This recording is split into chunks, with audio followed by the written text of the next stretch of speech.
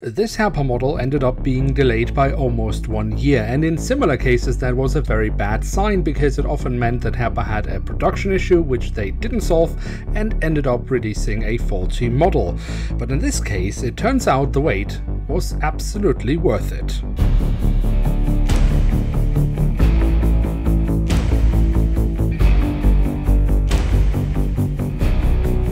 And with that, hello and welcome to a new episode of Review, where we today will take a closer look at an Airbus A350-900 of Aeroflot. At the front of the box we have a cutout so we can get a glimpse of the aircraft model inside, and on top of that we have the Aeroflot branding. Then on the back side of the box, unfortunately, we are presented with another cutout, which makes the box rather unstable. It is not protective of my model, and I really wish that Herpa very soon will rethink their box design.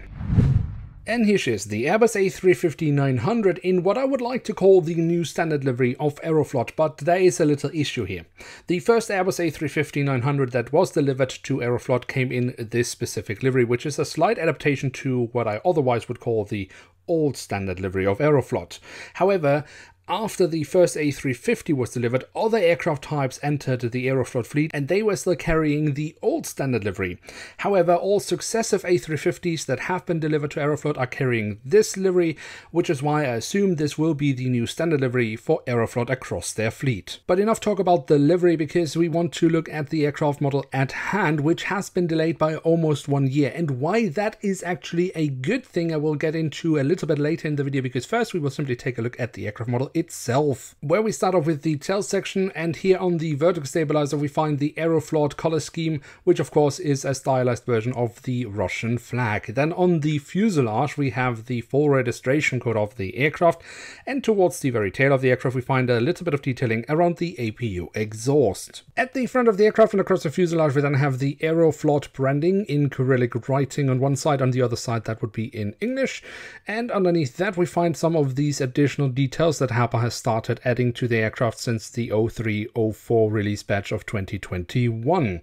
We also have a rather oversized SkyTeam logo next to the cabin door and the flag of the Russian Federation, as well as the name of the aircraft. The cockpit section itself also has a few details to offer, with some sensors, the window wipers, as well as the cockpit windows with the black mask around those, and above the cockpit windows we also find the emergency hatch for the cockpit. When we look at the top of the fuselage, we can see that Herpa hasn't gone for one but actually two set domes across the fuselage, which is correct. However, the front set dome is absolutely oversized. The engine nacelles carry the color scheme of Aeroflot with the dark blue and the orange stripe just behind the silver leading edge, and we do also have some safety markings printed on, a bit difficult to see on the dark blue, but they are there and very nicely executed. Also very nicely executed is the physical detailing of the engines, especially when we look here into the front, where we very nicely can see the engine fan blades. From the engines we can move on to the wings, which we should definitely also take a closer look at, starting off with the top side, where we can see the different flaps, slats and spoilers have been carved out rather nicely, and we do also have the marking as to where to walk on the wing printed on. The underside offers us some more nice physical detailing, as well as the full registration code of the aircraft once again. My highlight on the wings, however, are the nicely curved winglets. Herpa has done a great job with that, both in physical detailing as well as with the print. The landing gear is the reworked standard landing gear that Herpa uses for all their Airbus A350s, reworked because they added larger wheels to the main landing gear to reduce the distance between the wheel sets. This is a nice thing, however the front landing gear as always is missing printed details. A detail that I have never really highlighted with the A350 of Herpa Wings are the ram air intakes. However, here we can see them slightly indicated in the mold, although I would say that this could definitely be a little bit more pronounced. And since we are already looking at the belly of the aircraft, we can also notice that Herpa has added the Aeroflot branding here. However, they have willfully destroyed this by adding a hole in the fuselage for a stand, which is not included with this aircraft model, making this completely pointless. And then last but not least, we do also have the doors to the cargo compartments printed on here at the back of the aircraft and here at the front of the aircraft. So there we have it, the Airbus A350-900 in the new standard livery of Aeroflot from Herpa Wings in scale 1 to 500. And what can we say about this aircraft model? Well, first I would like to talk about the promotional material that Herpa sent out to their customers, as they had announced this aircraft model as a 09/10 release for 2020. So yes, the model has been delayed by almost 1 year. But the point I want to make is the image you see here is what Herpa had in their catalog for the 09/10 2020 releases.